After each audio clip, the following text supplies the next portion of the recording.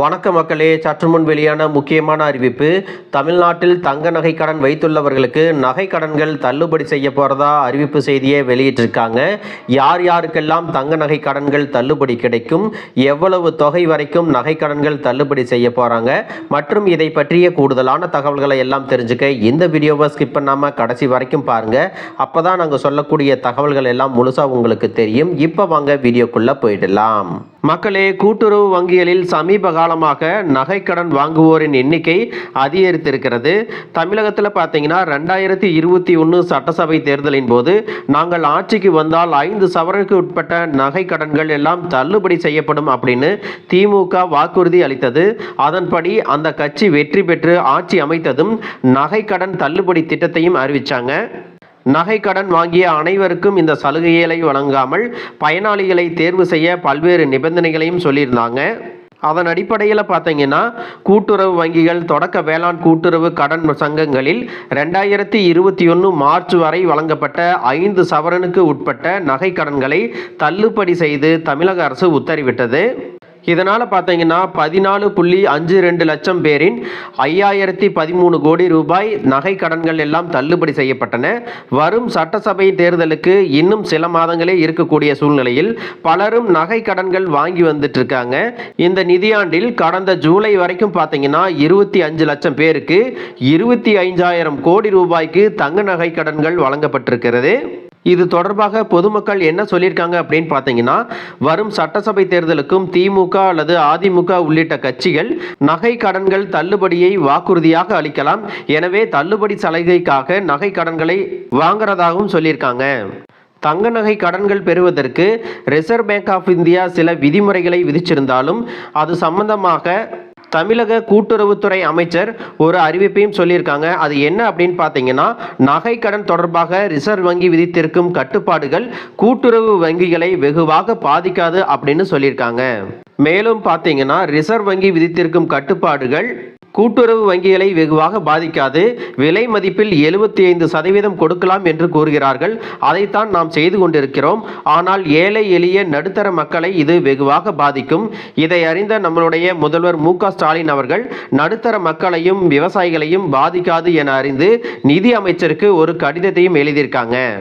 தமிழக முதலமைச்சர் மு.க. ஸ்டாலின் மத்திய நிதியமைச்சர் நிர்மலா சீதாராமனுக்கு எழுதியிருக்கக்கூடிய கடிதத்தில் தங்கத்தை பிணையாக பெற்று வழங்கப்படும் கடன்கள் சரியான நேரத்தில் குறுகிய கால பயிர்க்கடன்களுக்கான முதன்மை ஆதாரமாக விளங்குகிறது. குறிப்பாக சிறு குறு மற்றும் விவசாயிகள், குத்தகைதாரர்கள் மற்றும் பால் பண்ணை, கோழி பண்ணை மற்றும் மீன்வளம் போன்ற தொழில்களில் ஈடுபட்டுள்ளவர்கள் இந்த வரைவு நெறிமுறைகள் நடைமுறைப்படுத்தப்பட்டால் பாதிப்படையக்கூடும் அப்படின்னு சொல்லியிருக்காங்க.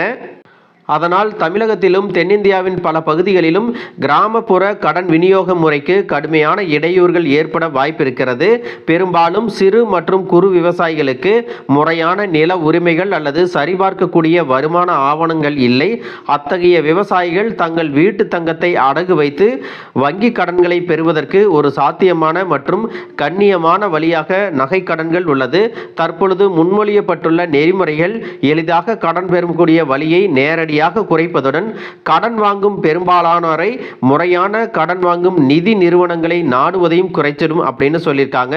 நகை கடன் பெறும் எளிமையான வழிமுறைகள் கட்டுப்படுத்தப்படுவதால் கிராமப்புறங்களில் கடன் வாங்குபவர்கள் அதிக வட்டி விகிதங்களை வசூலிக்கும் தனியார் நிறுவனங்கள் மற்றும் ஒழுங்குபடுத்தப்படாத கடன் வழங்கும் நிறுவனங்களை நோக்கி செல்ல வேண்டிய கட்டாயம் ஏற்படலாம். அது அவர்களின் சுரண்டல் நடைமுறைகளுக்கு ஆளாக்குவதுடன் கடனையும் அதிகரிக்கும் மற்றும் முறையான நிதி சேர்க்கையில் ஏற்பட்ட முன்னேற்றத்தை தடுக்கும் அப்படின்னு சொல்லியிருக்காங்க. மேலும் சிறிய அளவிலான விவசாய கடன்களுக்கு கடன் பெறும் திறனை ஆவணமாக மதிப்பீடு செய்யும் முறையானது கிராமப்புற சூழலில் செயல்படுத்த முடியாததாக இருக்க வாய்ப்பு இருக்கிறது.